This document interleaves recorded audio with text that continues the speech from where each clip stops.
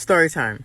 So there's a pattern on TikTok that any like person that comes on my timeline and comments or giving encouragement, the American government reaches out to them and dangles the little carrot in front of their face, and all of a sudden they're like saying little subliminal shots too. Because there's a saying that says, "For the right price, even the monkey will dance." Amen. Now, I have two stories. First story, I used to work at this company called Primrose Pharmacy in Delray Beach. You could Google them. And when I was working there, the supervisor was very mean, and she didn't like me solely because I was a Christian. And any person around me, she would promote them and give them a raise as long as they kind of like treated me bad and never talked to me again.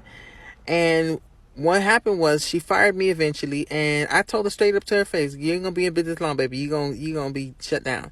And the whole entire company got shut down, and they were sued.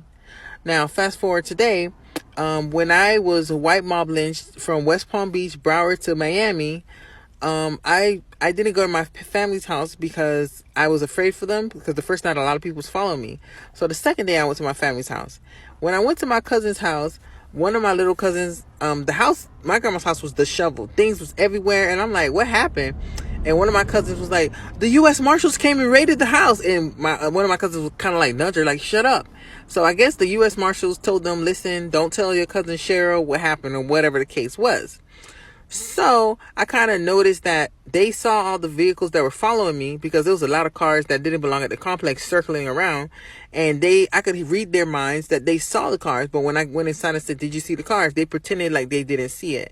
So I had obviously knew, because I have clairvoyance, that the U.S. Marshals offered them visas, because most of them were illegal immigrants anyway. They offered them visas, and they most likely offered them some money, because my grandma tried to give me a little hush-hush guilt money, $50. Then I noticed that on my TikTok, they do the same thing with these people.